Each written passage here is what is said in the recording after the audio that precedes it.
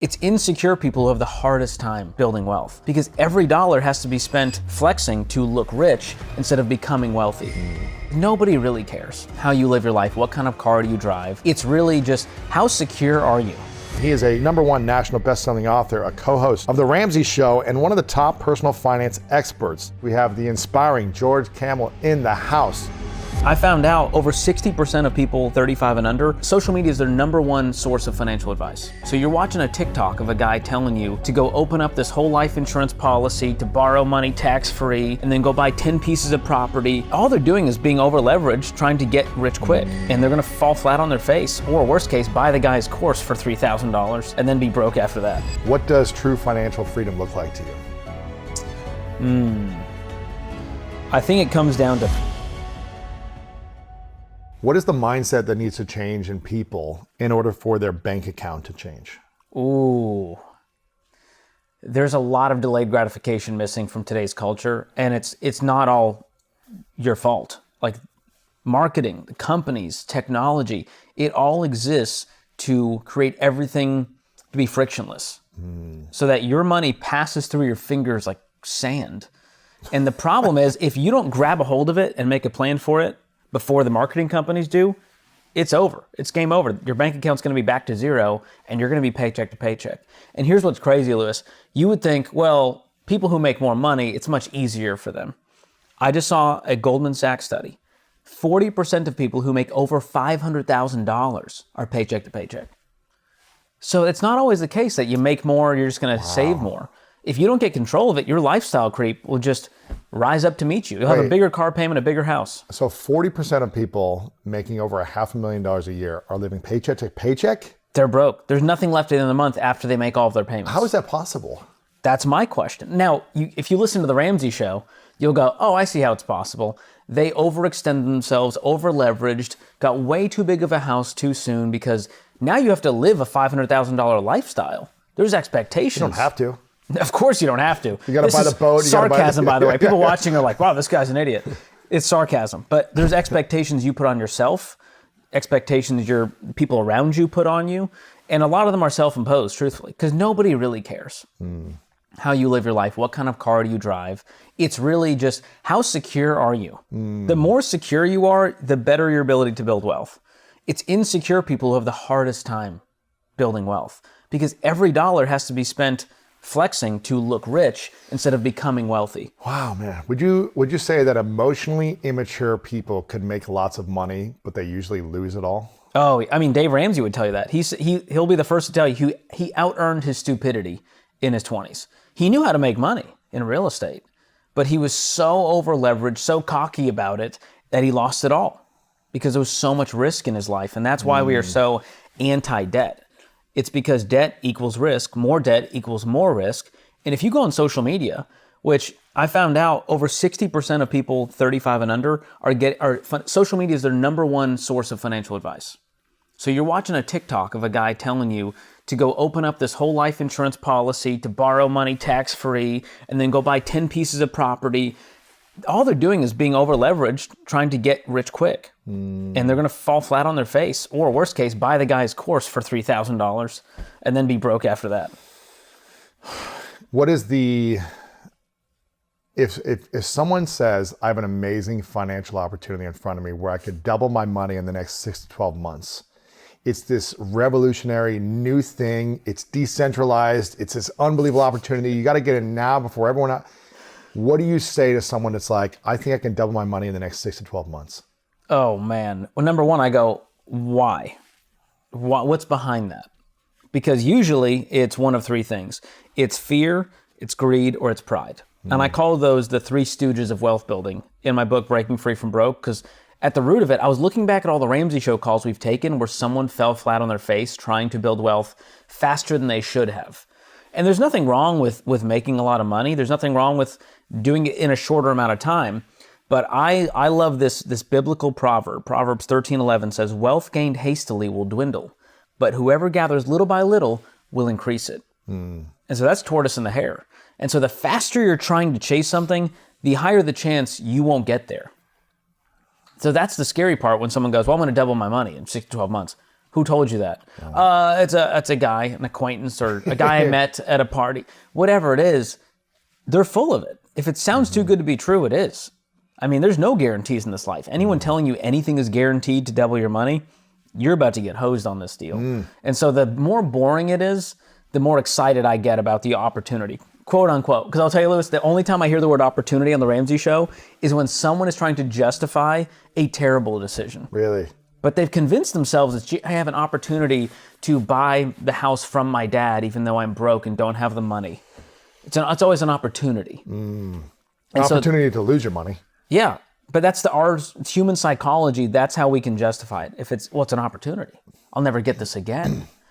And there's always going to be another opportunity around the corner that it's getting ready to make you broke. And there might be one or two people here and there out of a million that like actually do this. Like, okay, I got that opportunity and it worked, and they somehow made it happen. And that's the scary thing. You'll hear stories of people saying, oh, I put my money in here and we flipped this house and doubled it within 6 months and there's no problems. But for every one of those, there's a million of other people that lost their money on that same type of deal. Yeah. Right? It's like, it's so rare. And to think that you're going to be the one, that's pride. I guess you could go for it and know that you might lose it all. Yeah. I've done that. Well, and the people who always share that one win, you go click through their profile, they've got a course to sell you. So of course they have to keep up this facade that they'll show you the way to do it. Yeah. When really they either are lying or they got lucky or they're making their money from their course, not from their brilliant financial strategy. Right. So I love to be skeptical and cynical when it comes to opportunities and get rich quick. What is the net worth someone should have at 30, 40, and 50 in your mind for them to feel like they're on the right track for financial freedom? And what does it mean if someone's behind those benchmarks at 30, 40, and 50? I love this question because there is no magic answer. And if I told you, you got to have $1 million by 30, well, I'm just the next shyster, making you feel hopeless. And so at Ramsey, we are a transformation company that we're hope dealers in a sense, because it doesn't matter what's happening at 30. It matters on where you're going, what your current life is, and do you have control of the money you have coming in? Because I'm not worried about the person who's 30. I'm worried about the person who's 65 and never learned this stuff, because you can make up a lot of ground from 30 to 60. Now, if you wanted me to give you a baseline, because I've done a lot of these videos on my YouTube channel saying, hey, here's the average net worth, here's the Kamel financial scoring system of what would be an A+. Yeah, what is that? And so to me, that is you are debt-free, you have money in the bank, and you're investing for the future. Debt-free minus your mortgage? Minus your home, yeah. So now the mortgage, once you have that paid off, and this is what happened to me, the home equity from my paid off house plus our investment accounts was equal to over $1 million. So that's $1 million net worth. Now it's not... At 30. Yes. It's not liquid though. People go, well, you can't count the house. It's an asset. I don't know what to tell you. Accounting term says net worth is assets minus liabilities. What you own minus what you owe. Now, liquid millionaire would be you have $1 million, you could hit cash out and take that money. So by 30, I think a good goal, if you can do this, is if you can be a homeowner building equity and be debt free with money in the bank, you're crushing it. Whether you have a $200,000 net worth or $1 million net worth. Any money in the bank, $5,000, $10,000, doesn't matter. If you have 3 to 6 months of expenses and you have a home that is a reasonable portion of your take-home pay, like 25% or less, you are ahead of 99.9% of America. At 30. At 30. Not saying you have your home paid off, but if you have one, Yeah. And we found the average millionaire in our millionaire study, over 10,000 were studied, the average age when someone hit millionaire status was 49 years old. Wow. So people who go, George, it's too late for me, man. I'm 35 and I thought I was going to have $1 million by now. Well, the average actual millionaire who's done it doesn't get there till 49. So give yourself some grace. And that's with just total net worth millionaire, right? That's not cash millionaire. Exactly. So I would say a good goal, if you want to set one, is to have $1 million net worth by 50. And that might mean by 40, you're at $500,000. Right. By 30, you're at $250,000. And also, is this with dual income or is this with as an individual? It depends. We see different numbers for household income versus individual income. You know, household income is about 80 grand. Average American salary is about 67 grand. And people always ask, well, how does that work with net worth? And I go, well, my wife and I, we are one entity. There is no her money and our money. And, you know, I hope we never get divorced. I hope, we're married until death do us part. But the truth is, we have a similar lifestyle. It's not like your expenses double just because you got married. You know what I mean? It doesn't work like that. And so as far as net worth goes, her name's on the deed of the house. My name's on the deed of the house. No. Our names are on the cars, and everything we own is ours. And so, sure, would it be nice if she had, we had $2 million net worth, and now if you even split it, you'd still both be millionaires. Sure, that's a great goal. But as far as accounting goes, on paper, you guys are net worth millionaires, whether it's single or dual. Do you think it's easier to build wealth if you have a married couple who are fully committed to a vision of following the baby steps that you guys have, being debt free, being in alignment on values around money, versus an individual trying to do that? Oh, yeah. I mean, it's a wealth multiplier to get married. There's a financial aspect to it. Even with a single income, like let's say a spouse stays at home and the other one works, there's still a wealth multiplier there, because when you're not just focused on yourself, when you're single, you're just naturally selfish, right? It's not a bad thing, but you only have to worry about you. You don't have to worry about the kids and the wife. And when you get married, and especially when you have kids, which we're in this season right now, it shifts your focus entirely from I'm just trying to get by for me and live my life versus I'm trying to provide. I'm trying to project for the future, make sure my kids are good, that I'm leaving an inheritance to my children's children, as Proverbs says, Proverbs 13:22. A good man leaves an inheritance to his children's children. So now we're talking about generational wealth, and that causes you to make deeper sacrifices. Yes. You're willing to forego things that you might have enjoyed in your youth. The golf membership may turn into the college fund. And that's, I think, a wonderful thing. That's maturity and growth. And I hope you can afford both. It's a good goal to yes, enjoy your life now. But the truth is, if you aren't on the same page, so single people here's their life hack, nobody's stopping them. Nobody's dragging them down. Because when you're married and you're not on the same page, it's nearly impossible to build wealth. We get that call on the Ramsey Show a whole lot. How do I get my spouse on board? They want to go into crippling debt. I'm trying to get out. Well, now you've got this tug of war. What happens to most marriages when one person is financially, let's say, responsible, and the other person is trying to spend, and not try to save or invest at all? What usually happens in that marriage or relationship? Well, you create a chasm, and that chasm gets deeper and deeper until at some point you guys are roommates. Yes, you're doing life together, but you're basically Venmoing each other for bills. And you have to untether at some point, because otherwise they're going to drag you into the water and you're going to drown. And so what happens a lot of the times, the couples separate their finances. They basically separate their life. They happen to live together. Maybe they're basically co-parenting, but it's a really sad marriage. And the truth is, the spouse who's trying to better their financial future is resentful. And the spouse who's not is probably guilty, and they have some shame. They might be resentful too, saying, let's live our lives and let's buy this and let's spend money. Dave Ramsey ruined our life.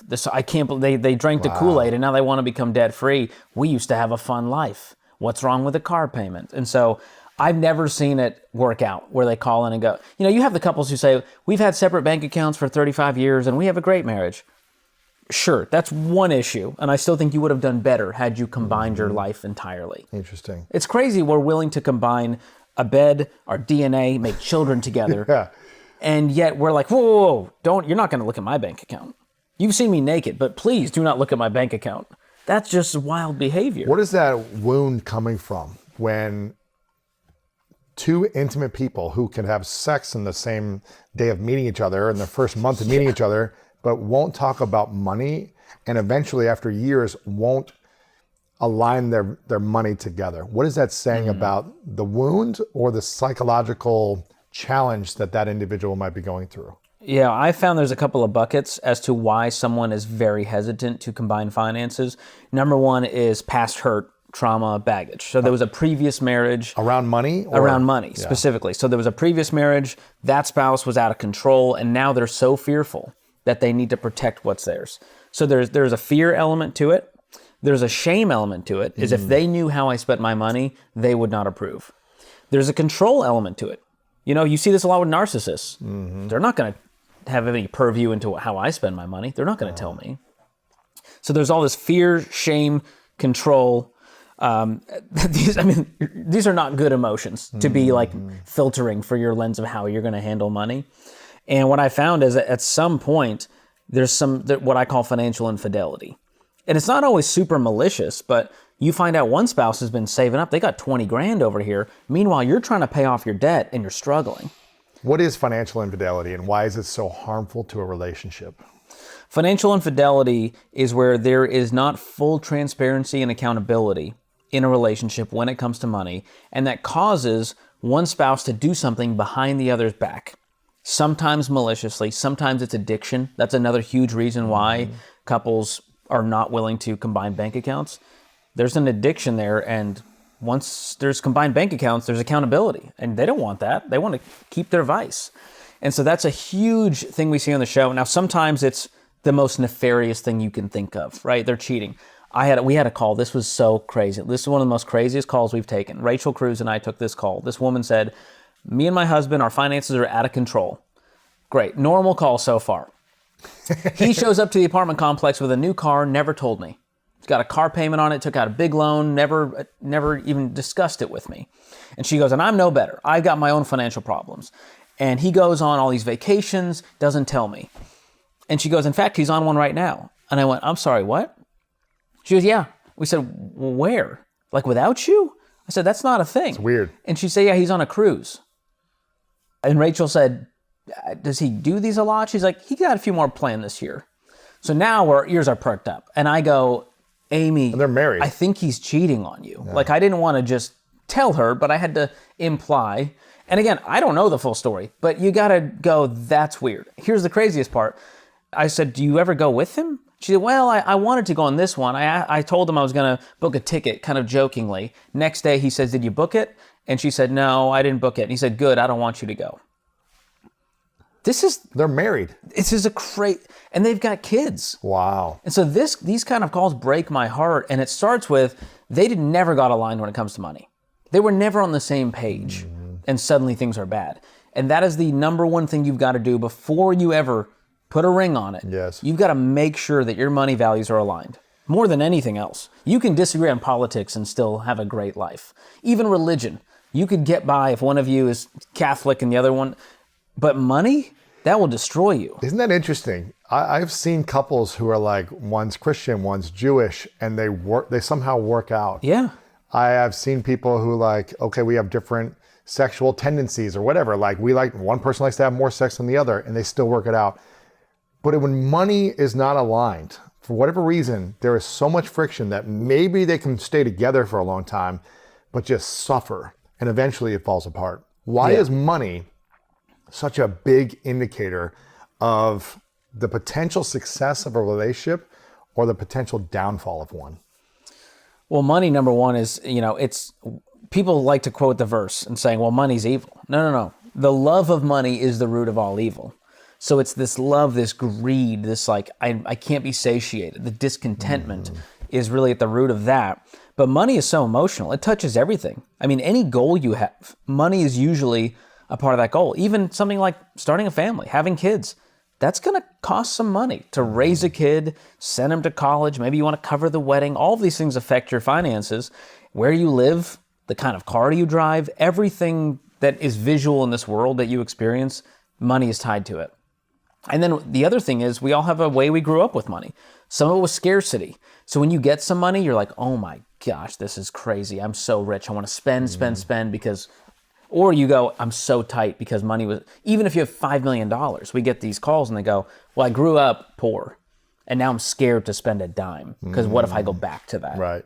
I had that fear. Yeah, it's a real fear. I was like, as I started to earn money, I just was driven to earn more. It was like, when am I going to feel safe? Like, when's the bank account going to be big enough where I feel like I'm not going to go broke? It took a while for me to like breathe and not just sleep on a couch when I could afford to like get a hotel room. I was like holding on to it for years. Yeah. I just saw a great Morgan Housel, who's a great author and in the personal finance space. He said, Psychology of Money? Yeah, Psychology of Money, great book. And he said, whatever the amount of money you have, you think you need double. So if you think you need $100,000 or you have 100,000, you want 200,000. If you have $1 million, you want 2 million. And he said the goalpost is always moving, which is so true. And I found this in the personal finance space. There's some people doing really well. They want more. And so I go, what is at the root of that? There's no actual values. There's no actual goals other than I like to make money. Yeah. That's a scary premise for your wealth building. Well, here's the thing though. You're making money. Do you have a goal for how much money you want to make or have invested for a future retirement or Oh, yeah. Do you have that? What's your number? You know, as I've looked at it, there's the bare bones. Like I could lower my lifestyle, and this is what I love. The more flexibility you have with this, the bigger the range, and you go, well, I could make this work on $1 million. Sure. And if I had 10 million, I'd figure out a way to spend it. But the truth is, you know, there's always something fun and new to buy. You know, a property, a vacation home, more generosity. And so I do find that when I was in my 20s, $1 million was like, I made it. I could retire. And this has nothing to do with inflation.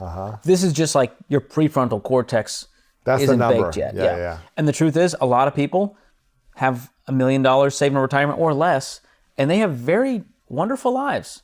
You know, they're not doing anything lavish, but they could survive off of that for the rest of their life and be okay. Yeah. That's a real scenario.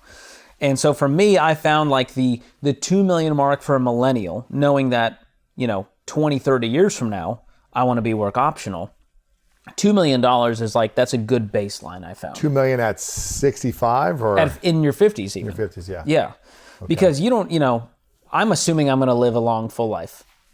God willing, you know, and the creek don't rise, that I'll live in my 90s. Because when you look at the actual mortality rates, and you look at how long people are actually living in America today, the average age is like 78, but that's factoring in infant mortality and, you know, cancer. But if you make it to your 60s and you're in good health, there's a great chance you're going to go into your 90s, barring anything crazy happening. Yeah.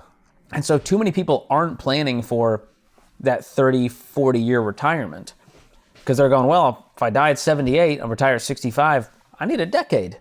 I'll be good. Right. Or even scarier, my kids will take care of me. And now we see the sandwich generation. And Gen X is experiencing this. What's the sandwich generation? Well, they're trying to raise their kids and save for college and cover their own financial world while taking care of mom and dad. And so they are stuck in the middle of this sandwich. And mom and dad, I mean, we get this call a lot. They got nothing. There's maybe a tiny pension, maybe some Social Security. Average Social Security payment is now $2,000. It was only meant to replace 40% of income. And too many people went, well, the government will take care of me in my old age. And those are the most heartbreaking calls because unless you can continue working, there's not a lot you can do when you're in your 60s and 70s to recoup from not saving for retirement. Like we talked about earlier with that chart. You know, at 60, you might turn that dollar into $1.60 from 60 to 65. You're not even going to double your money. It's not much. And so you really need to get started early. And back to the original point, money is so emotional. And when you don't have it, it is like oxygen. You need it to survive. Mm-hmm. And then once you have it, it can become a tool to help you live out your values and goals. Yes. But devoid of those values and goals, it is a never-ending chase. It is hell. And I've heard you argue that getting out of debt isn't just a math problem, it's a behavior problem. So what is the identity shift that someone has to make before any budget or plan will actually start to stick for them? The mindset shift they need to make is that they are not a financial genius. Too many people go, well, I'm going to try it my way. And I go, hey, how about try it the way that millions of people have done first? If that doesn't work, if you hate that, you can try it your way. And the truth is, we don't want to submit ourselves to someone else's plan. We want it to feel like it was our idea, that we have control of it. And so when I gave up control to say, maybe I'm not the smartest guy in the room. Maybe I should listen to this guy, Dave Ramsey, who's helped millions of people before me get out of debt. I'll try it. And so that's what I did. I was 40 grand in debt when I started at Ramsey at 23 years old. Mostly student loans, some credit cards, because I opened them to get my Sky Miles and cash back, thinking this is the plan. Build your credit score, go into a little bit of debt, get some miles, American dream. Bada bing, bada boom. Get your degree. Little did I know I wouldn't be making 40 grand out of college. And so here I am going, how am I going to pay this off? And then I went through Financial Peace University, which is our flagship money course.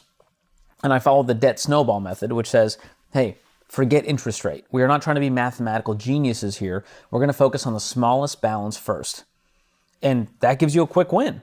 Because you can knock out the $1,000 balance way faster than the $10,000 balance, regardless of interest rate. And so that gives you a actual psychological win that causes momentum. That's the behavior shift that needs to happen. And if you just want to focus on math, you're going to have a real hard time getting out of debt because it's really not about math. And we see this on the debt-free stage.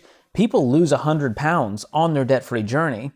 And the reason is it's a transformation game. Yes. When you make a sacrifice and you see a result, you then go, where else could I implement this?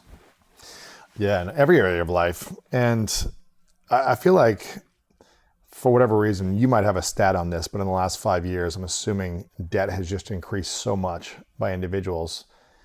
First with COVID and kind of the free money that people got and just spending online all day and whatever. They probably just stayed in that process. Yeah, we are over $18 trillion in just consumer debt. Really?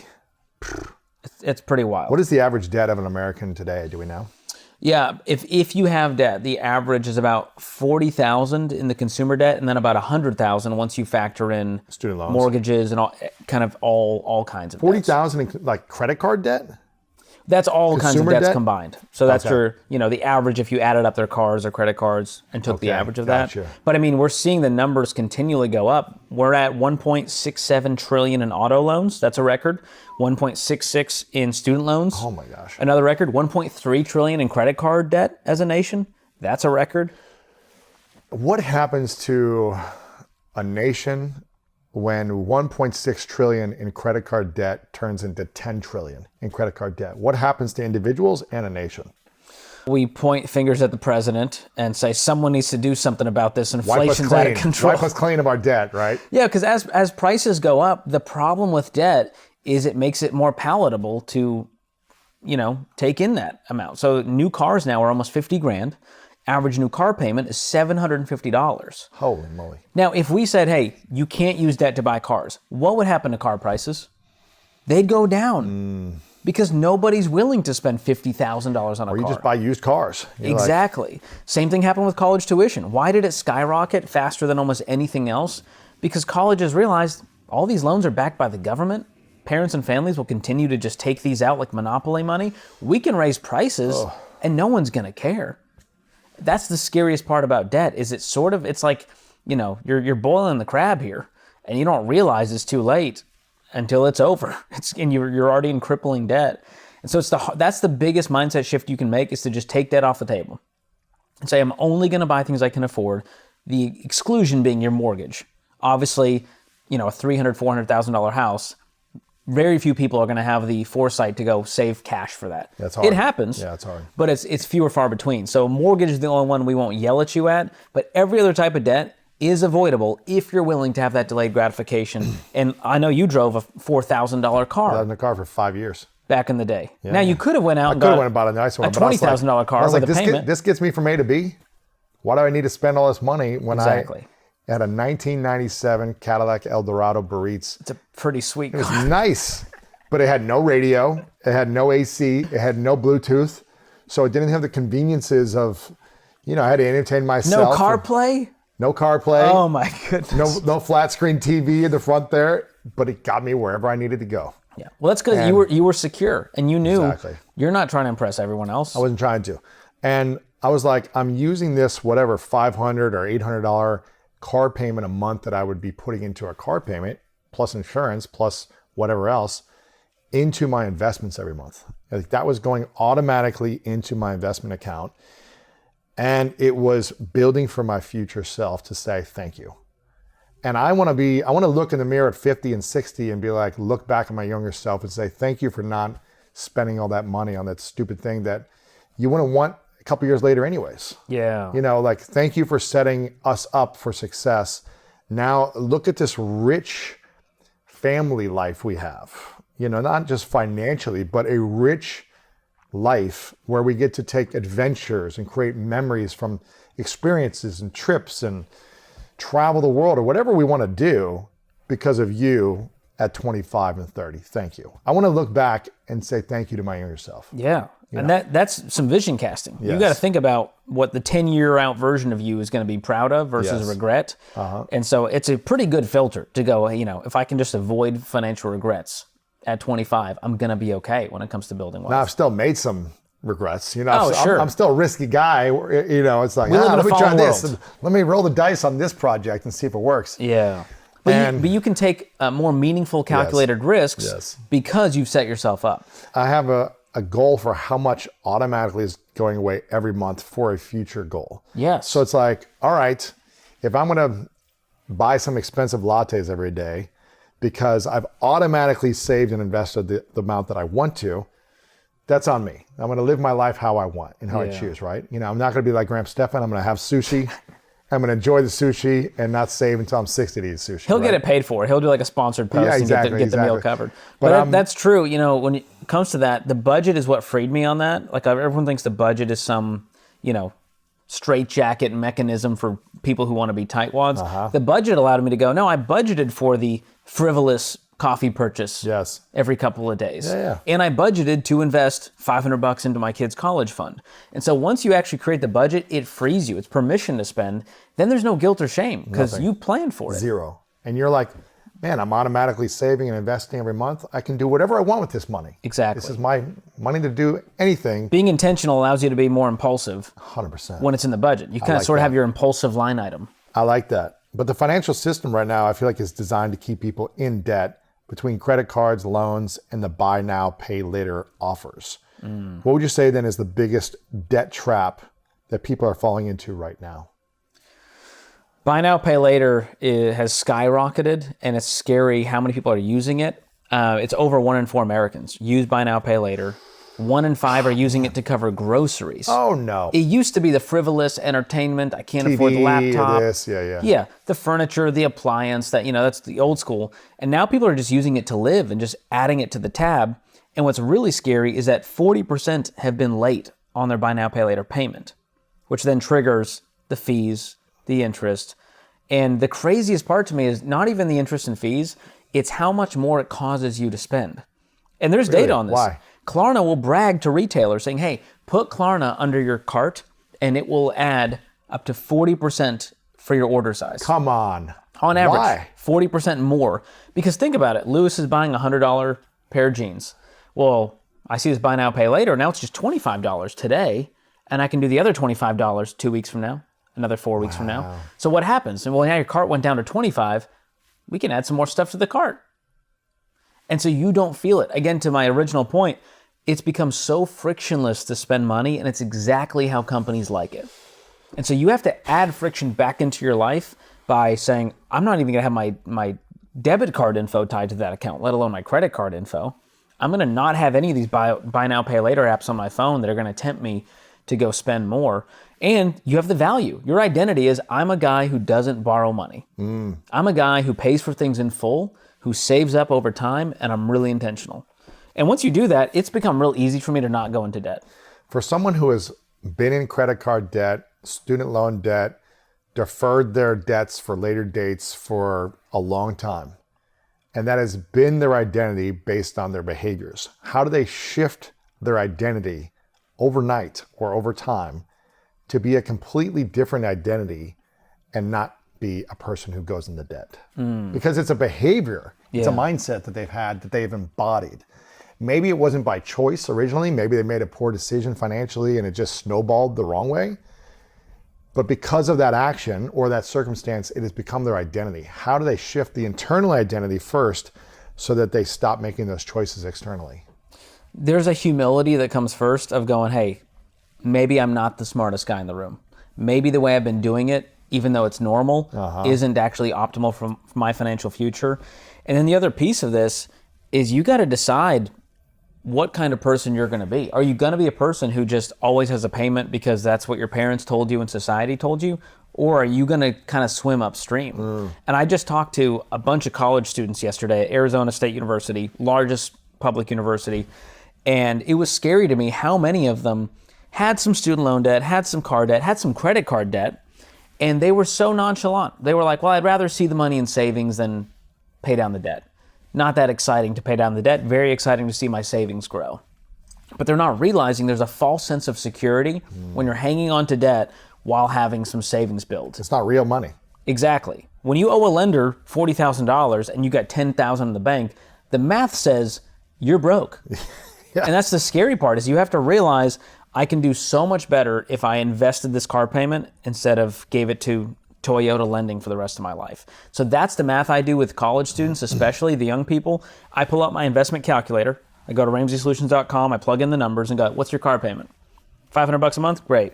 Let's pop that in. If you keep carrying a car payment and just trade in the car, get another car, $500 a month, maybe even more, you are missing out on $1 million to $2 million plus that you would have had without even investing, just trading the car payment. One of our team members here is a younger team member. He doesn't have a car yet, and he lives very close, and he walks here, and he's like, I'm thinking about getting a car. I go, do what you want, but don't get a car for as long as you can, because you can walk or take the subway or the bus and just invest that money at 23, 24, 25. Like, I get it. You might need a car eventually to be able to get around the town or something, but what would life look like if you didn't have a car for the next few years? And if you can get by without it. What would life look like? And maybe it's not as convenient. Maybe you've got to take a couple Ubers here and there, or you got to take the bus and it takes a little more time, or you take the subway, or you ask a friend for a ride, or you get a bike. I have a friend that doesn't own a car. He has a bike. He goes all around the city. He says it's faster because... That tracks. In LA, that definitely tracks. The traffic, he says it's faster. His kids go in the back of his bike. He goes everywhere in a bike in LA. I bet he's in great shape too. Great shape.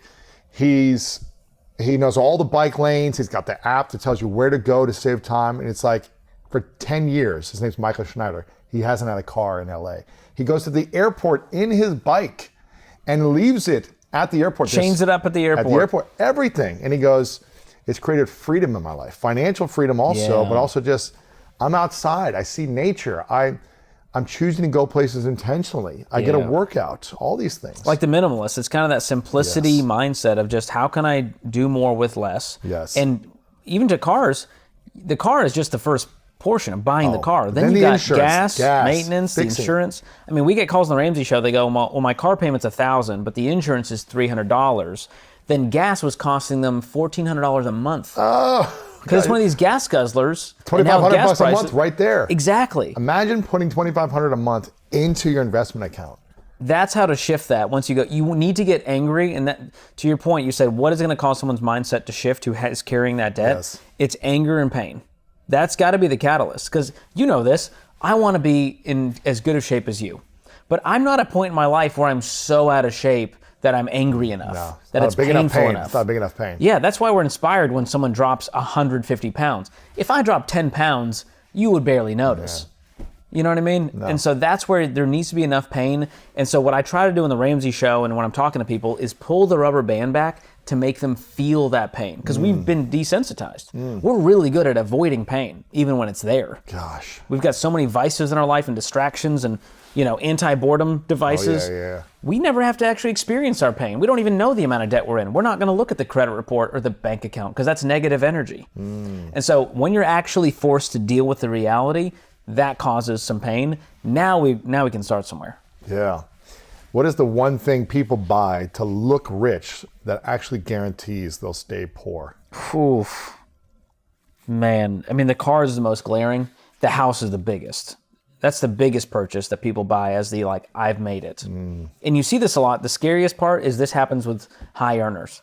6-figure earners, they have the hardest time downgrading their lifestyle because now you have to live the 6-figure life. You got to have a nicer house, got to have a nicer car. And if you live in a crappy neighborhood with a beater car, people go, wow, I thought they were doing well. Apparently not. Or it's, again, self-imposed, where they go, well, I feel like I need to prove to myself that I've made it.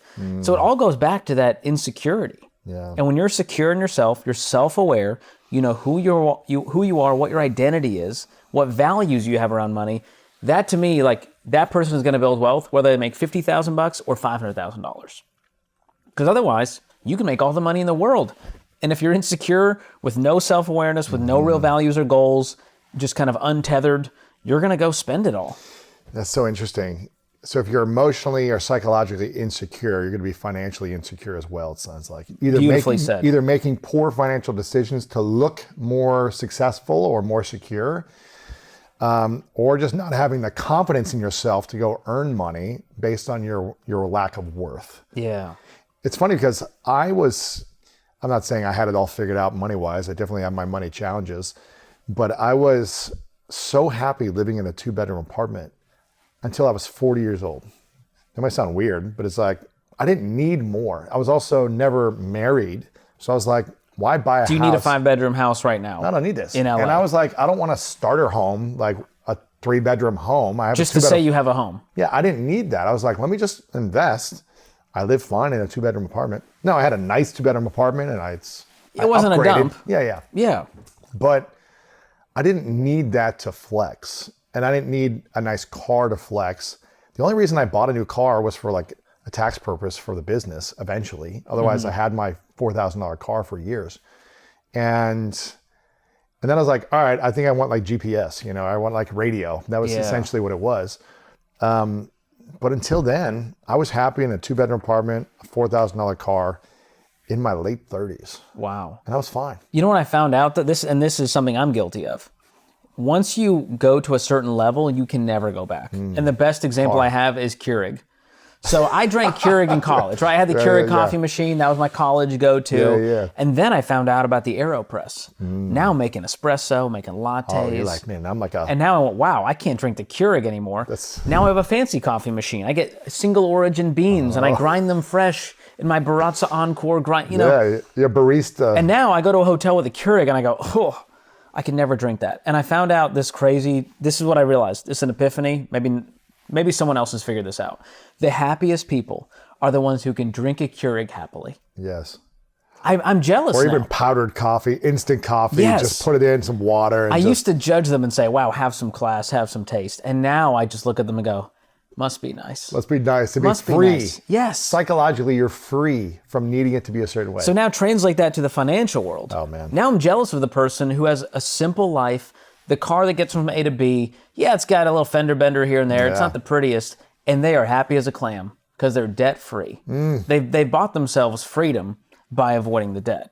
And many people... By not paying for anything. Exactly. They bought themselves freedom by not overspending. Yeah. So realize that once you get that nice brand new car, you're going to have a real hard time ever buying a used car again. It's going to feel like a real downshift. No, I can't do it now. It's so hard. That's human nature. Maybe I could with a car because I just don't care enough. But I have a Tesla that I really love. I'm just so comfortable in. Yeah. But I'm like, okay. That's true. I can't go.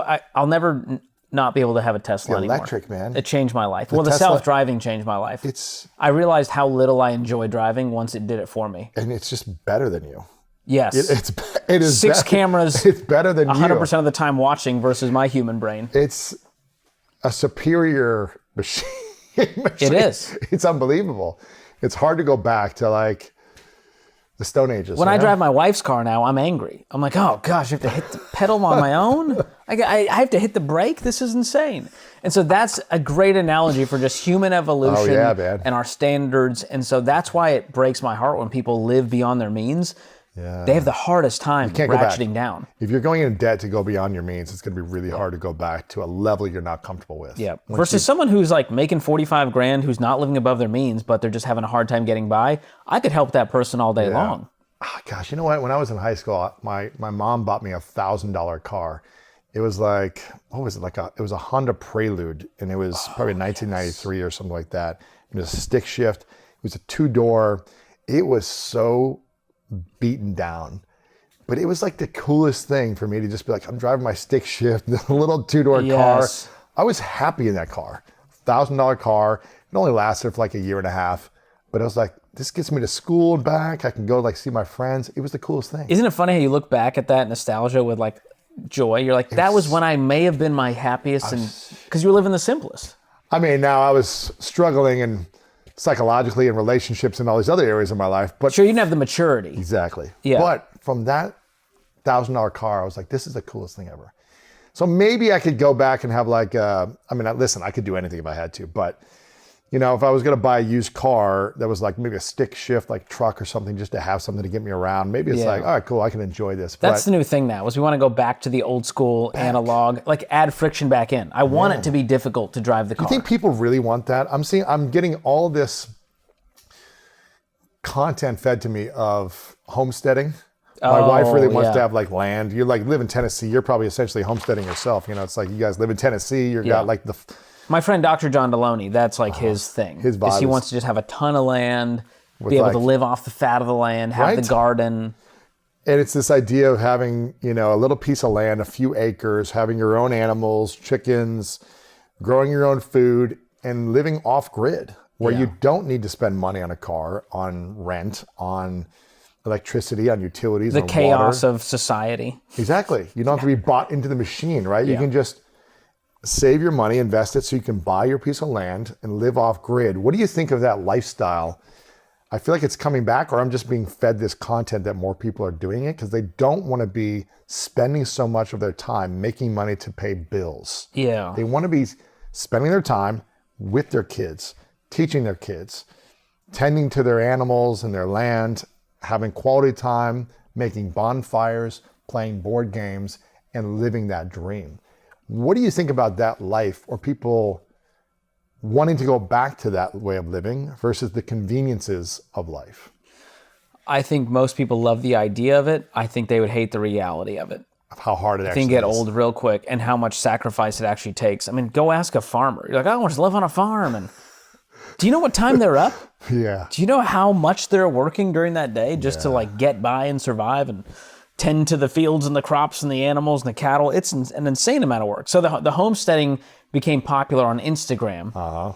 And so then you find out, well, it's kind of a farce because they had all this family money and they kind of started the trend. And you're like, okay, so you need $5 million to own all this land, build something beautiful on it, and then maintain it with help and, you know, labor, because you're not going to do it all yourself. So it's a little bit of a fantasy, but the idea behind it is I want to get out of the noise. I want to get out of the chaos, the consumerist culture, the grind, the treadmill. That part I relate to. I think we're just jumping to the most extreme thing. The pendulum's swinging so hard because we're so exhausted by this life we've created for ourselves. Where do you feel like it's going to be by 2030? You know, I keep hearing about this 2030 agenda. You know, no one's going to own anything and be happy. The great reset. The reset. They've been saying this since 2020, right? It's like the people since COVID. Guessing the last day of the earth, like the apocalypse. Right. And like, oh, we miscalculated. It'll be 3 years from now. So nobody knows. You know, only the Lord knows when it's all coming down.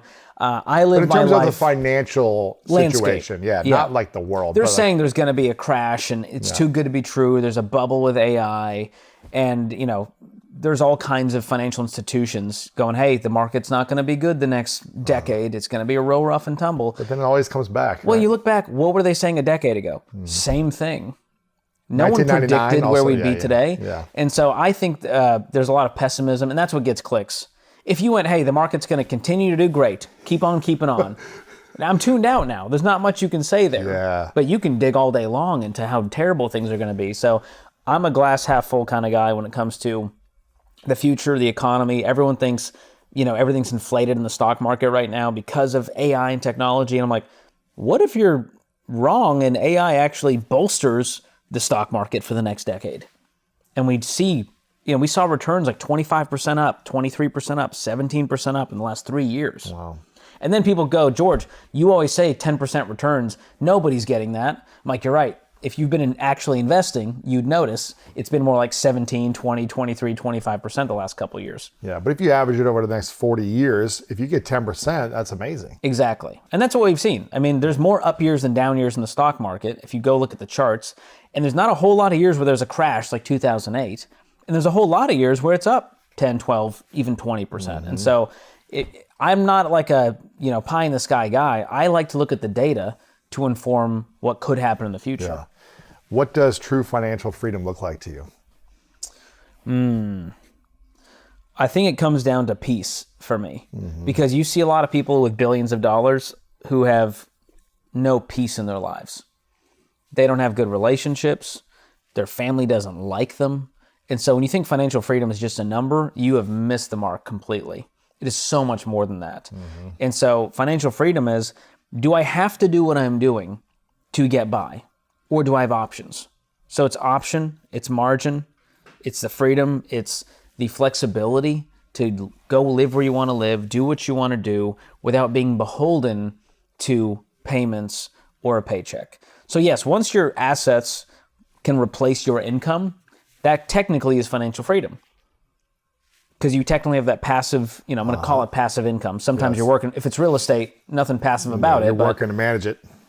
Exactly. But if it's in the stock market, if it's in an index fund that spits off 10% on a given year, and that replaces your expenses for the year. And that's why living on less than you make is so important. Because if you make $1 million, but you only spend $100,000, well, when there's a shift in the economy, you have total freedom. When you have cash in the bank to cover 1 to 2 years of your expenses, you're never going to worry about selling off your stocks the worst time in the stock market. So to me, financial freedom is creating that level of peace in every corner of your life so that you can be healthier in every corner of your life. What's this idea of the doom loop? The idea of the doom loop. Yes. What is the biggest doom loop you see keeping people broke right now in 2026? So Dr. Arthur Brooks was on my YouTube channel, and he was talking about the doom loop as far as, it was more about addiction in that regard. But then we connected it to money, and it was fascinating to see the sort of hedonic treadmill of payments and emotional spending. So we see this a lot with retail therapy. It's a great example. You go out, and the most exciting thing is the process of the purchase. The next most exciting thing is when you get the purchase. And then the diminishing returns, it like skyrockets down.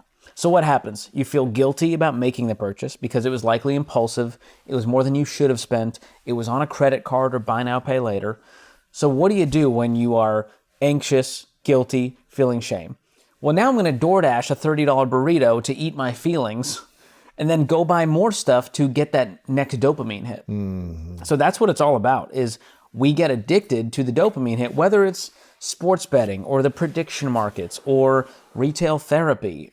Choose your poison, alcohol, whatever the thing is, whatever you do the most, you need then more of it to keep up. And so that creates this doom loop that Dr. Arthur Brooks talks about, and it's so prevalent in the money world across the world. I mean, if you look at all of the most popular trends that are hurting people, sports betting, prediction markets, pornography, alcohol, gambling apps, buy now, pay later, all of it is cyclical and causes you to go get more of that thing.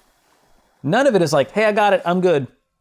It's, hey, come back in. And now because it's on my phone, they can mark it to me. It's a new notification saying, hey, 17 of your friends just bet on this thing. Do you want to get in on it? So now there's socialized peer pressure on top of technological addiction. And then we're wondering why we're all broke, miserable, and anxious. What do you think the poly market is a really bad thing? I've been seeing people talk about it. I haven't been on there, but what is this? What is this? And do you think it's a bad thing, the poly market? Yeah, I'm going to go as far to say it's a cancer on society. Wow. It is like everything that is wrong with the world put into one terrible product. Because what's happening is you're getting a lot of, especially young men, who already aren't doing great as far as their vices. And so now they've marketed this thing to be like, well, it's not gambling. You're just sort of predicting on a future event. You're hedging your bets against the future, but it's not gambling. And the companies will even tell you that. The CEOs, I mean, John Oliver just did a great deep dive on prediction markets that is well worth the watch, and he broke this down. And what happens is these companies have doubled in valuation every year or two because everyone's cashing in on it. So now CNN's got the Kalshi sponsored, predictions down at the bottom of the screen the whole time. And so now it's normalized. And when something gets normalized, like we've seen with, you name it, legalized dispensaries or gambling apps, as Supreme Court said, hey, states can decide. What does every state decide? We want that money. Let's open it up. So now you have especially young men. There's an epidemic of young men that are glued to this thing, and they are going, hey, I'm going to bet if Donald Trump's going to burp today, I'm going to put $200 on that. And now there's people streaming. They make their money by streaming themselves following these predictions. Really? Yes. It is insane how far it's gotten. It's like you used to be streaming video games. Okay, if you're into that, that's great. Right. Now they're streaming if they made money or not on their predictions. They're just waiting all day, just saying, okay, we're waiting for the news to break if this happens. How do they even know if this thing actually happens? They'll like live stream the C-SPAN, show how to do they- see what they say. I mean, how do they know if some of these things actually do happen? Like this, I don't know, burping thing, let's just say. Like, how do they even know? Well, how do it's they all validate algorithms and computers tracking it all. And crazy, here's what's man. crazy. The top 1% are getting 84% of the profits. The top 1%. So that means on these prediction markets. How are they getting that? So They're predicting very correctly. few people are actually making a profit is what's happening. And the stats are crazy. I mean, there's 44 billion made in predictions. Like that's the pool of money. These companies made $256 million last year just in profits from people losing their money. I mean, so it's no better than Vegas, and in a lot of ways it's worse because it's so normalized, socialized, and it's in your palm 24/7. You can bet on anything happening. And it's not gambling. It's not considered gambling legally, is what they're saying. Exactly. So they've avoided taxes. They've avoided a whole lot of things by convincing everyone that it's not gambling. Where do you see these prediction markets playing out over the next 5 to 10 years? Like in terms of individuals spending money on these things over the next 5 to 10 years. I'm not a betting man, but I would bet that it gets worse. If you had to put a prediction on the prediction market, $20 is going to be better or worse. I think it's going to be very similar to buy now, pay later, where these companies grow and grow and grow. There's more competition. The industry grows as a whole. Now it's just like FanDuel and BetMGM just integrated themselves into the media. We're going to see that, and we're already seeing it. CNN and CNBC, they're already weaving that in. Hey, Polymarket said this, and Kalshi said this, and they're choosing which one you're going to partner with.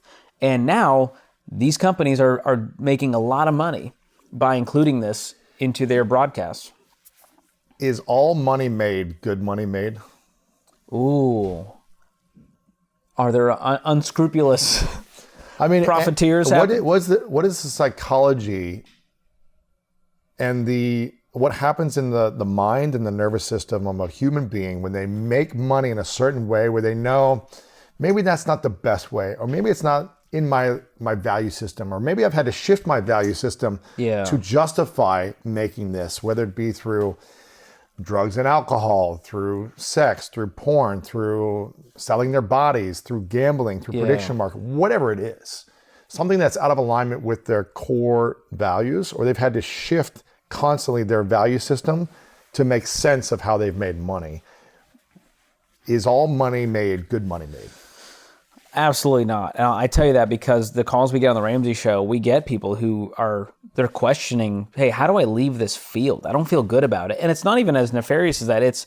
I sell whole life insurance, or I'm a car salesman. And now that I'm debt free, I don't want to feel like I'm a part of this system that's putting people into crippling debt. And so the good news is there's a huge financial industry out there. A lot of it is debt related, but there's a lot of great pockets where you can actually help people and know that it's not hurting them and that it's not about your commission. You are a sort of fiduciary. You're doing what's in their best interest versus what's best for your own pocket. And that's where I think if it's eating away at you, that's your body telling you this is not the job for you. So that's not a judgment on whatever job you have.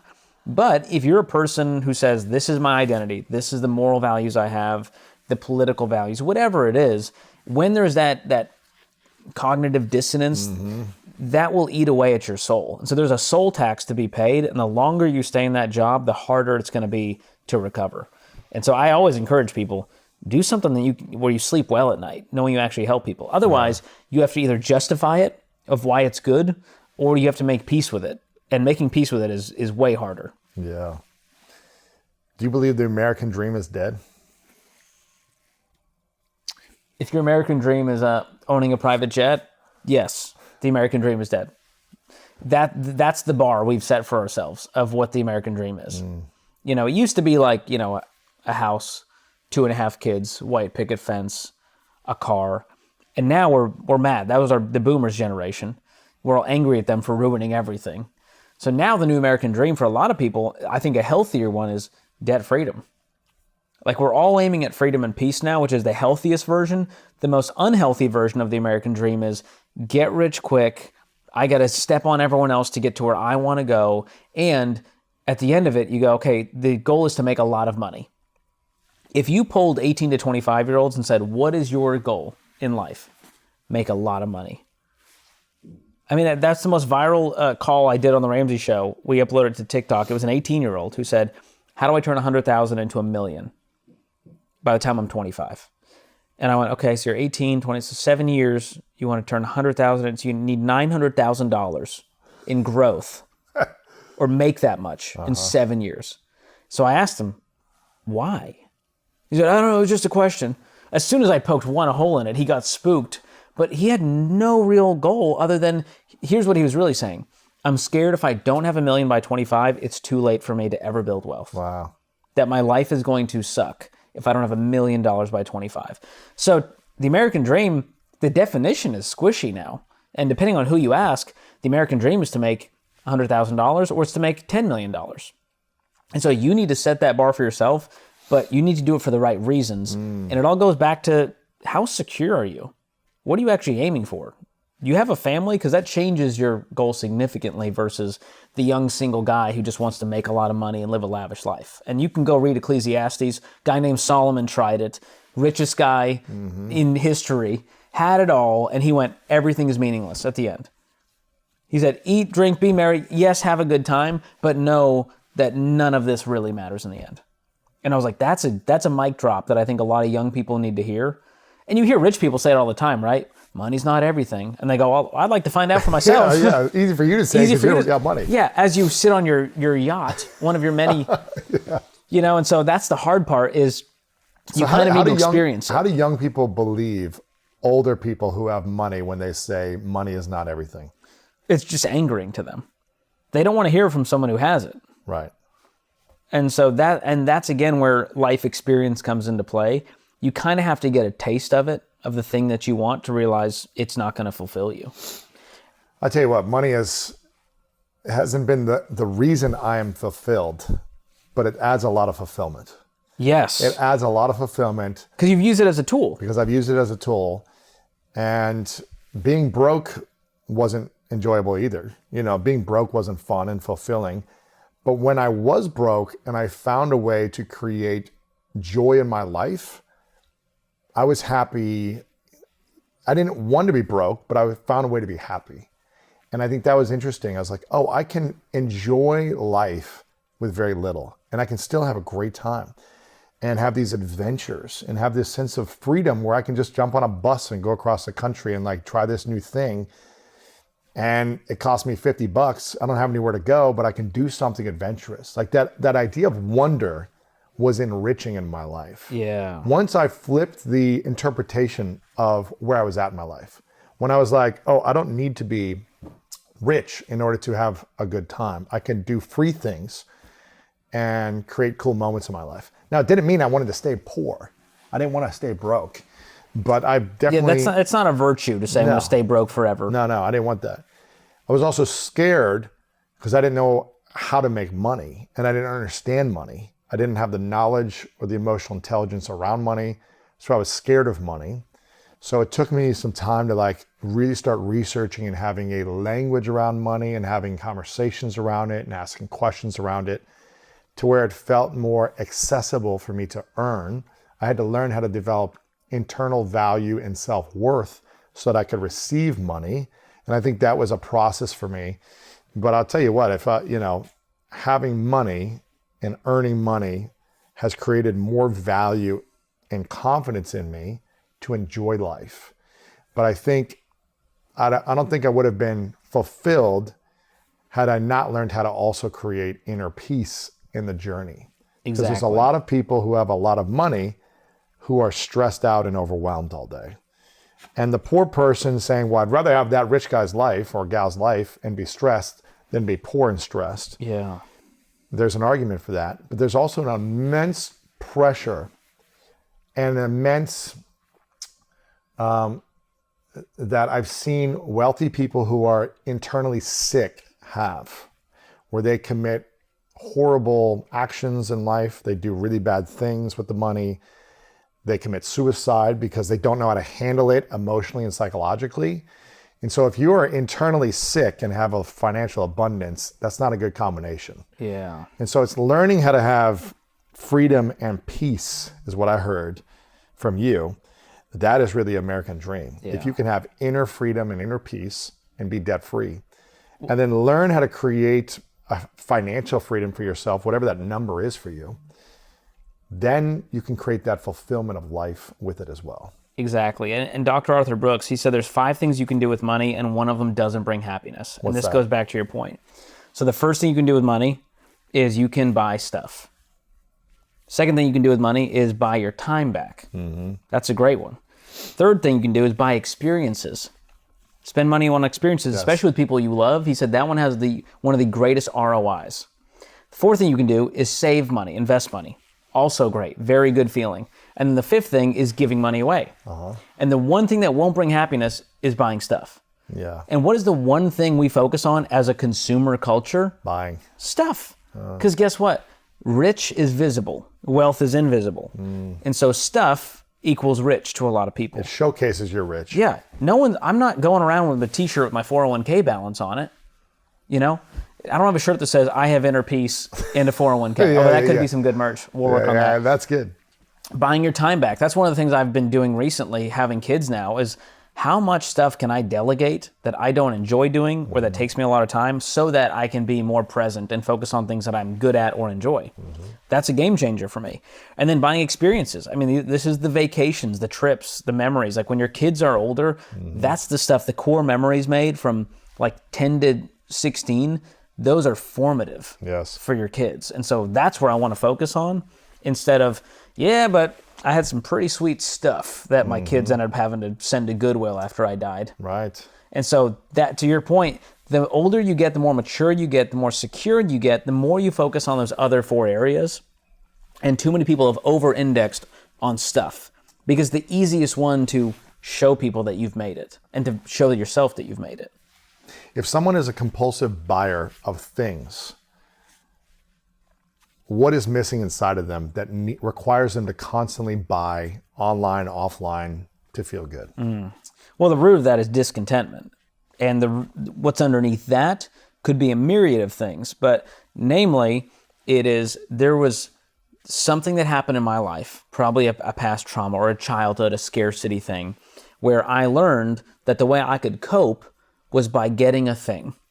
And that thing could distract me for enough time that I didn't have to deal with the real pain underneath. Man. So that's the heart of it. And most people, if you polled them and said, hey, what's really going on? And I sat, they were with a therapist for 3 weeks, we could probably get to the root of, I see what happened. That trauma, you didn't know how to deal with it. You didn't have the tools to deal with it. So you just said, I'm gonna go into a bunch of debt to try to feel something because I'm not getting this thing over here. And so there's a lot of just unhealthy behaviors underneath the surface that manifest themselves as impulsive spending. And sometimes there is addictive behaviors that need to be dealt with. And that's why I always tell people to add friction back in your life, take away all of your ability to impulsively spend.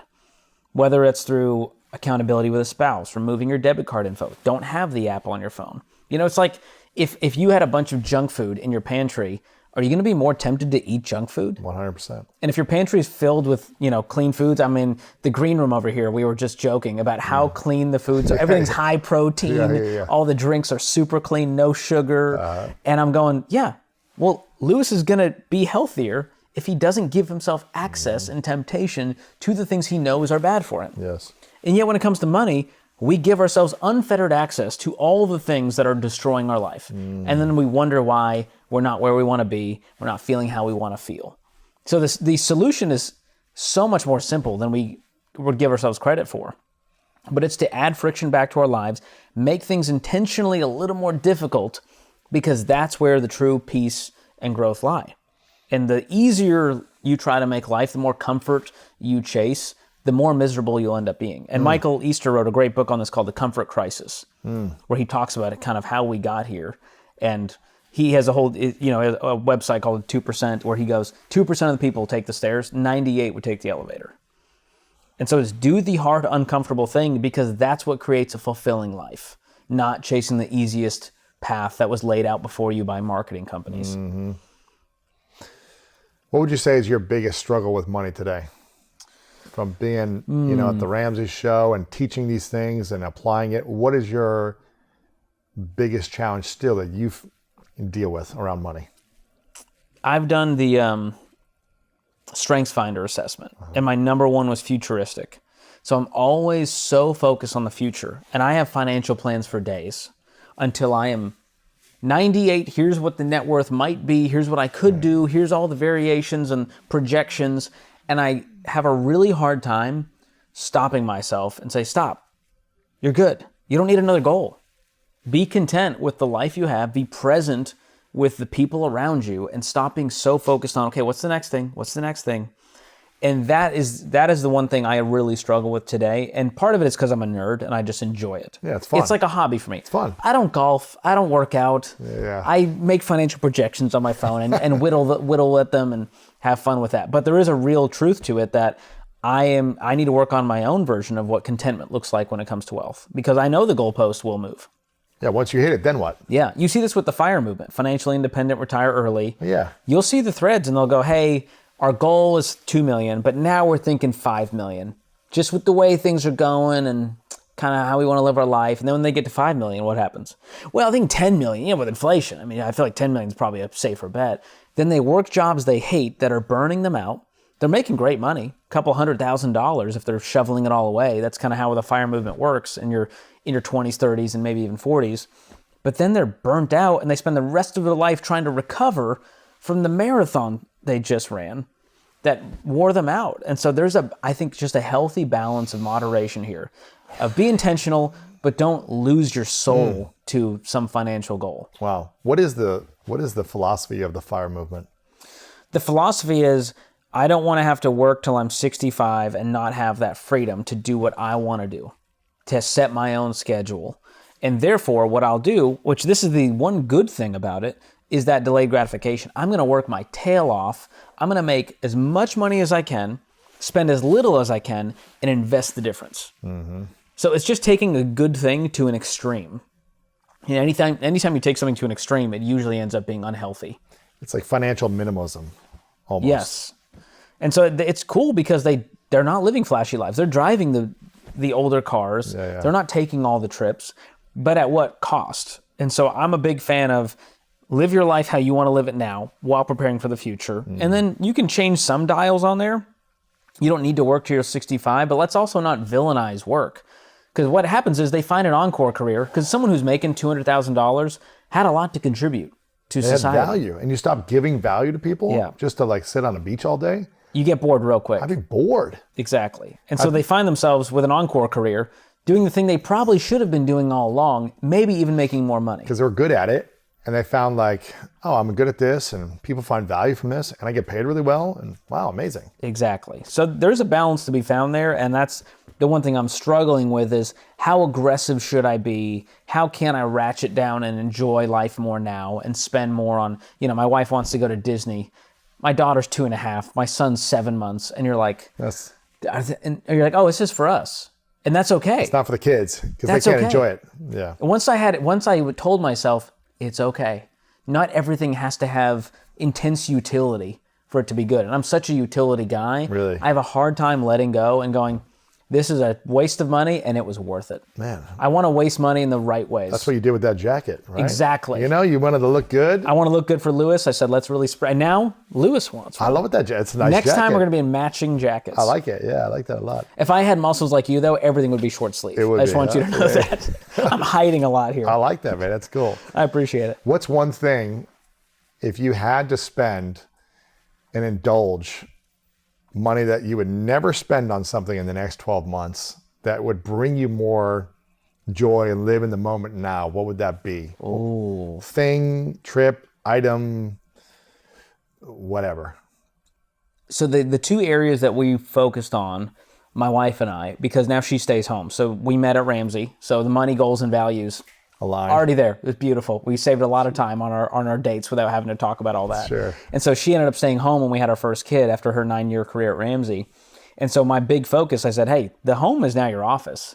So when we bought our new house, I really wanted it to be beautiful. Mm-hmm. And the amount of upgrades you can do to a home on a new build, it's insane. So much. And so we did a lot of splurges because we like an aesthetic home. Yeah. And it's just for us to enjoy. We're not like no one's seeing the inside of our house. You're there all the time, so you want to enjoy it. Exactly. And I realize a lot of times when people go spend a lot of money and want to leave their house and go to bars and eat out, it's because their own space is not a fun space to be in. It's kind of depressing. And so I wanted to make our home really beautiful. So we put a lot of money into that to make that an awesome space. And then car. I finally upgraded because Dave was making fun of my cars. I didn't do it for Dave, but I did get a Tesla just to piss him off again. So I got a newer Tesla. It's 13 years newer than my last one. Wow. Which, technology, I mean, it's way Tesla better. Started about 13 years ago. Way better now. So that was a absolute game changer. And in my mind, the fact that old George would be like, you did what? Are you serious? It brought you a lot of value. Yeah. And every day you get to experience that value, right? Exactly. So there are things that I still think are, like, I think I'll go to the grave thinking they're a waste of money. Things that like a DoorDash, for example. Oh, yeah. Even when if I was a billionaire, I would still be like, yeah, I'll just go pick it up. I'm not going to pay double for that same burrito. Oh, I'd have to be real desperate. If you live in LA like here, I get it. It would take you 3 hours to go out and do anything in LA. Yeah, but it's at least 5 minutes down the road, you can go pick it up. Yeah. But I actually enjoy doing the things I enjoy going to the grocery store. That's cool. Versus getting Instacart. Yeah. I like the hunt and the search. So that's cool. The things I think I could ratchet down on and enjoy more are those experiences and trips where I go, you know what? This is really, the kids may not remember, but we'll have the photos and videos. And so that's the part I'm giving in to my wife on this one. What's the one trip? So you guys got to do Disney then? I think we have to at this point. When? Yeah. In the fall. Whenever I did, so I used AI to tell me what is the best day to go to Disney with the least amount of crowds. That's great. As I get older, I think I have like sensory issues. I don't like loud environments, crowded environments. So I need it to feel like I can breathe. Good luck at Disney. Exactly. There's no off day. That's why I'm like, what is the day with the least amount of people? I don't care if it's miserably cold. Yeah. I'll be out there in a jacket. There's no cold here in LA either. You'd be nice. Yeah, I should come to. That's where I need. Forget Orlando. Go to Orlando. It's just so much closer to Tennessee as the crow flies. That's true. You take a trip with a toddler and an infant, you're like, true. maybe we should have chosen the shorter flight. That's true. This has been awesome, George. You've got an amazing show, YouTube channel, Smart Money Happy Hour. You're all over social media, George Kamel on social media as well.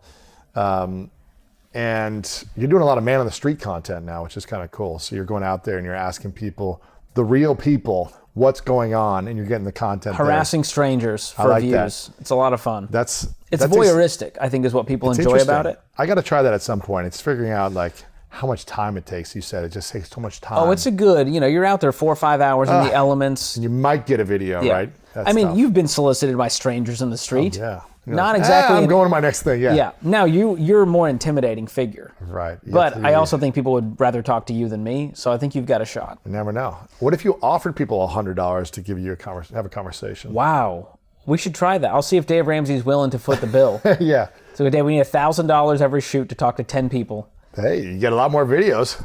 But you don't want, if then they're forced to talk to you, I want them to want it. That's true. Want it. Yeah. Want to suffer with me. Exactly. Reveal yourselves. But I think the reason people love it and watching it is because they want to see how they stack up. It's a little bit unhealthy, but also very entertaining. Yeah. And I can do my best teaching in a casual conversation versus a direct to camera. Yeah. It's not as heavy-handed. That's good. Because now you're learning through their mistake and me pointing out, hey, if you invested this much, you could have this much in retirement. Wow. And I convinced an 18-year-old day trader to open a Roth IRA and invest instead. Right there? He said, I've never heard of investing. What is that? I said, you know how to day trade, but you don't know what investing is? And I said, if you delete the day trading app, I'll give you our budgeting app, EveryDollar. I will show you how to open a Roth IRA so that you're actually building for the future instead of speculating, hoping to make a buck. And so I feel like I did a good deed that day. What's the difference between day trading and prediction markets? They're very similar in that they're both speculation. You're just sort of fingers crossed. It's gambling, but it's better branding.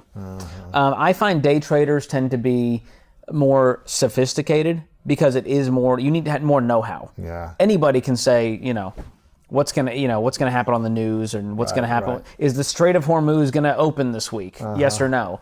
That's an easier thing than learning how to day trade and going through a prop firm. And being on there all day or whatever it is. Yeah. Yeah. It takes a lot of time. And the truth is, 97% of people do not profit if they stick with it for a year. And really? Day trading? So the stats are sad. You have a better shot making money with a multi-level marketing company than you do day trading. What is one stat around money or the economy right now that has blown you away? 4 in 10 people have $0 in savings. That one kind of shook me, and it spoke to this idea that why are we going into crippling debt? Because we don't have any money to pay for the thing. And so there's this endless cycle. It's a doom loop where I don't have the money, so I go into debt. And then another thing happens, and I have to keep going into debt because I wasn't able to save up because I was making the payments. And that's how you get stuck in the cycle. And I think if more people realize that your emergency fund is a never go into debt again insurance plan, they would make it a priority. They would get rid of the debt, free themselves of those payments, stack the cash in a savings account, in a high yield savings account. Don't touch it. It's a break in case of emergency, not I want to go on the trip impulsively. And if you did that, we would see such a shift in the economy when it comes to how stressed people are, how anxious they are, the kind of jobs they had to work, And that's the most heartbreaking calls when people are working because they have to and not because they want to. And that's where these people end up if they keep living this way. And so no matter how old you are, it's never too late. And we get calls with people in their 60s and 70s who finally decide enough is enough. I'm gonna have a life of dignity, even after 4 decades of mistakes and bad decisions. You can still turn it around. It's just harder the older you get. So when 20-year-olds go, man, I'm so dumb, I go, great, you got it over with early. Now you get the rest of your life to make wise decisions. Yeah. Don't wait till you're 60. Yes. What would be 3 money rules, if you could only apply 3 in your 20s and 30s, that every person had to do in their 20s and 30s? What would those 3 money rules be? Oh, I love this. Okay. Number 1, take debt off the table. Mortgage excluded. But if you can take debt off the table and say, I'm not going to have a credit card, I'm not going to go into credit card debt, I'm going to avoid a car payment by saving up and paying cash, upgrading over time, your life will be so much better than all of your peers who got there faster. It's the hair. They have the nicer car before you did. But man, when you got there, it was so well earned and you got peace the whole way there. So taking debt off the table would be number 1. Number 2 would be investing in a Roth IRA. That is after-tax money that grows tax-free and you don't have to pay Uncle Sam ever again. That to me is the greatest life hack. Meaning, if you could have $2 million of net income because it's in a Roth IRA. And it doesn't take much. $100 a month at 20 will get you there. Versus, you have to spend hundreds more as you get older. So maxing out a Roth IRA is a life hack. If you can do that, the sooner the better. You're going to retire with dignity, taking debt off the table. And lastly would be the budget. Download the EveryDollar app, list out your income, list out all of your expenses. You don't have to spend 6 hours whittling away at an Excel spreadsheet. All it is saying, hey, here's how much is coming in, here's how much is going out. Am I happy with that? Are there any tweaks I'd like to make so that future me is proud of myself? Instead of going, man, I made great money. I got a raise last year and I didn't feel it at all. You took on a bigger payment. You spent more on eating out. And so, you give yourself the wiggle room, you're going to take it. And so adding that friction back in by staying on a budget, taking debt off the table, and investing early through a tax-advantaged retirement account like a Roth IRA, I don't see how you couldn't have a life of financial freedom and peace. What's the budget app again, you guys? It's called EveryDollar. EveryDollar.com, or what is this? Yeah, EveryDollar.com, or you can go to your App Store, Google Play, and get it. Our team upgraded it recently to where it has the Ramsey principles baked in. So we'll actually show you custom recommendations to find more margin based on everything you've told us. That's cool. So it's really cool because it's no longer just putting your numbers in. We're carving out a path for you to get out of debt faster, get the emergency fund faster, and have more margin to build wealth. And so it's really, it's been souped up in the last 6 to 12 months. And That's cool. We're really excited about it. EveryDollar.com or EveryDollar on the app right. store. What I'm hearing you say, the theme throughout this is if you can create financial friction in your life right now, you can eventually become financially free. Tweet that. That's exact. I should have said that earlier. You got away with words. Well, I'm just hearing what you're saying and I'm repeating it back. That the more we create financial friction, meaning take debt off the table, take credit cards out, like make it harder for you to say, oh, I have to take my cash out and buy this now. Do I really want this or not? When you do that, and you create a budget and a plan to start investing the moment you hear this. Like, how can I start somewhere investing for my future? You will create more financial peace and freedom later. Exactly. That's the whole goal of the YouTube channel, is to convince an entire generation from, 20 to 45 plus. I mean, I have people who are in their 60s watch it, people who are 7 years old watch it, and go, thank you for, number one, making financial principles understandable and entertaining. Because I think if we can use humor, it kind of takes down the wall of money's scary and money's shameful and money's guilt. Instead it goes, let's laugh while we learn about what the heck a Roth IRA is and what's worth spending money on. Because money it's a tool. And for most people, it's an obstacle. And so that gap between turning money from an obstacle to a tool takes a lot of hard work. And that's what those Ramsey principles allow you to do, that with a purpose. Live and give like no one else. Generosity's on the other side. That's the most fun you can have with money. And I think most people don't realize that until they're way later in life. How many Ramsey principles are there? There's 7 baby steps that sort of lay out the financial plan. It's pretty simple. Baby step 1, $1,000 starter emergency fund. Baby step 2, get rid of all your consumer debt using that debt snowball method. Baby step 3, save up 3 to 6 months of expenses in an emergency fund. Baby step 4, invest 15% of your income into tax-advantaged retirement accounts. Baby step 5, if you have kids, put some money aside for college in like a 529 plan, an education savings account, let it grow with compound interest and growth. And then 6 is pay off the house early. And you have the margin to do that because you have no payments. And so you can pay off the mortgage early. And then baby step 7 is this endless mountaintop experience where you get to live and give like no one else, build wealth, max out retirement, go on the craziest trips. I mean, the things that we hear people doing, we had a call, can I go on a $25,000 European vacation and take my whole family? And we were like, yeah, you're worth $5 million. Let's go ahead and do it. Yeah. If you've done all these other steps, exactly, you've earned it. And then we get the call of someone who wants to go on a $2,000 trip, and we have to tell them no because they're $100,000 in debt. And so it really is dependent on your financial situation. If you were able to add one extra value to the Ramsey values yourself from everything you've learned in life, what would be the George Kamel money value that you would add? That's a good one. I'll give you a tactical one, and that is to invest outside of retirement once you've got your retirement locked in. So once you're investing 15% into retirement, I love the idea of creating this freedom fund, this bridge account, where let's say you do want to be work optional in your 50s. You don't have to work until 60 to access those retirement accounts, and you have the freedom to go, you know what, I'm 50, the kids are about to head to college, let's take some crazy trips. Let me take a year off. And so when your boss, starts mouthing off to you again, you go, you know what, I'm out of here. I don't need the money. I'm good. And so that to me is the path to financial freedom that a lot of people don't think about, that they can invest outside of retirement. But I have a smart spender framework that I would add it's a layer on top of the Ramsey principles. And it basically is your permission to spend. And so S is for self-awareness. Will this really add value to my life? The M is for motive. Am I buying this for the right reason? A is for affordability. Can I afford this in cash, in full? The R is for research. Have I actually researched all of the options out there? Is this the best option, retailer, and price I can find versus impulsively clicking the first thing? And then T is for timing. Is now the right time to buy this thing? It may not be a bad thing, but it might be the wrong time to buy that thing. This is opportunity cost. If I spend $5,000 on the vacation, I can't put $5,000 toward the car fund that we desperately need. And so if you can go through those and say yes to all of them, you can spend with such intentionality and confidence. And too many people just don't have a framework to spend. They just do it impulsively or with guilt and then go, I shouldn't have done that. Yeah. Where can they get that framework at? Or where's That's in my book, Breaking Free from Broke. Okay. I've got a whole chapter called Spending is Self-Control, where I walk through how to sort of free yourself when it comes to spending. And I wrote that chapter for me as someone who needs to let go. So I need to create a framework for myself. That's great, man. To feel good about it. That's great. This has been awesome, George. I got one final question. I asked you this before in the last episode. If people haven't seen it on the Delta flight yet, That's right. I love that's so cool, by the way. The partnership with YouTube. Yeah, it's good.